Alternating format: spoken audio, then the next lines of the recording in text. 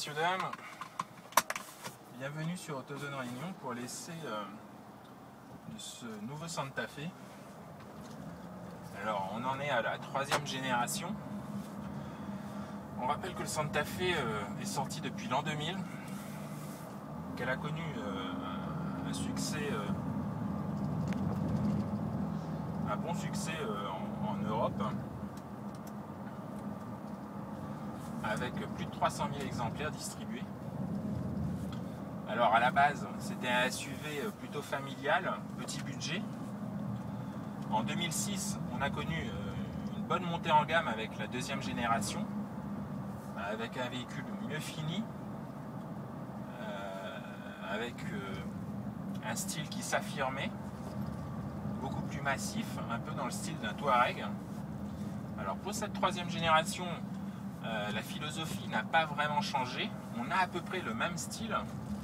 Néanmoins, les designers ont voulu lui donner un côté plus anguleux. Un côté anguleux qu'on va retrouver notamment sur cette calandre, cette grosse calandre chromée.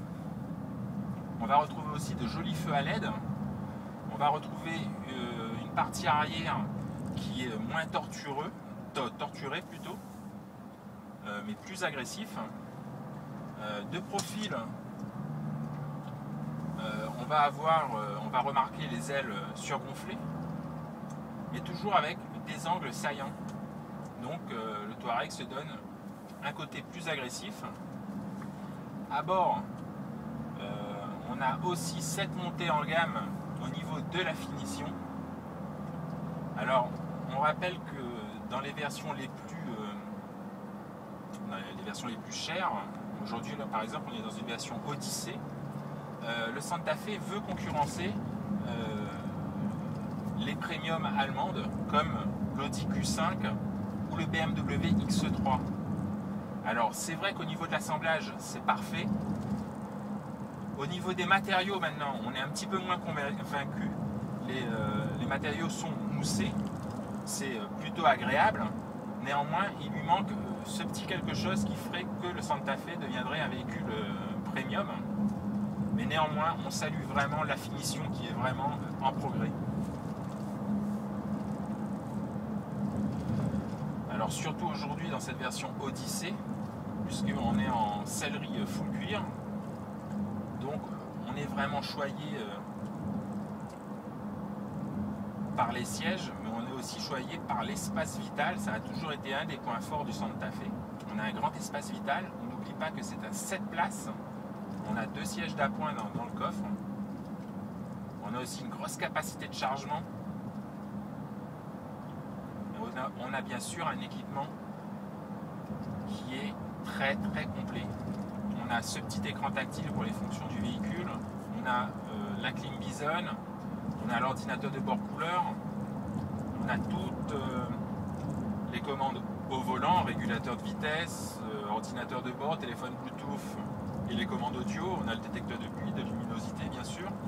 Mais on a aussi pour un SUV, c'est ça qui est intéressant, surtout pour cette version 4WD, un blocage du différentiel et une aide à la descente quand on fait du tout chemin.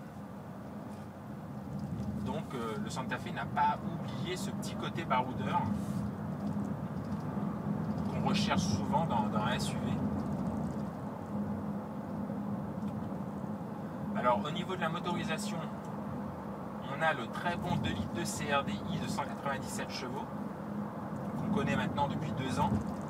C'est 197 chevaux et 421 Nm de couple. Donc malgré les 1900 kg de la bête, on n'a pas de problème pour avoir des performances satisfaisantes. On est secondé aujourd'hui par la boîte automatique à 6 rapports, une boîte automatique qui est plus confortable que réactive, je dirais. Donc elle est très agréable, vraiment dans la vie de tous les jours, c'est un plaisir. Maintenant, elle n'est pas vraiment dynamique. Elle manque un peu de réactivité.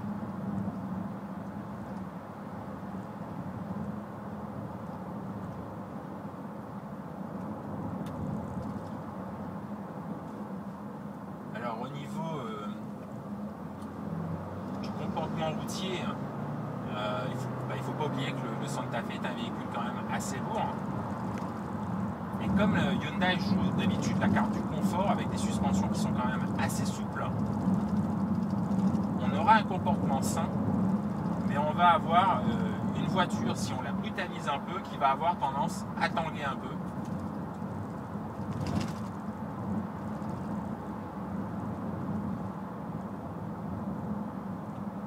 Mais on apprécie vraiment le Santa Fe de toute façon en balade.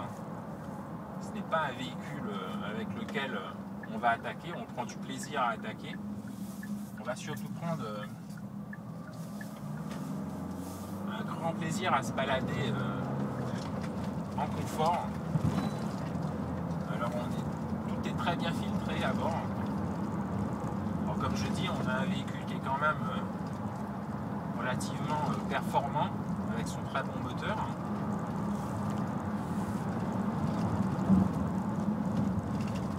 On a de bons freins avec un bon mordant.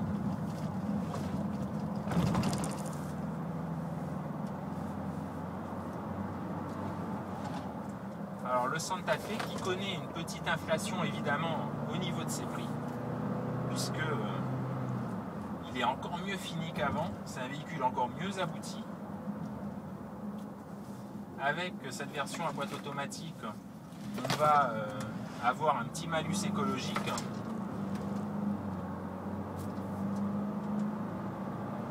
Donc du coup on a une inflation des prix qui va à peu près jusqu'à 4 000 € selon les versions. Voilà, c'était donc un petit essai dynamique de ce Santa Fe et nous on espère vous retrouver très bientôt sur Todomagnon. A bientôt.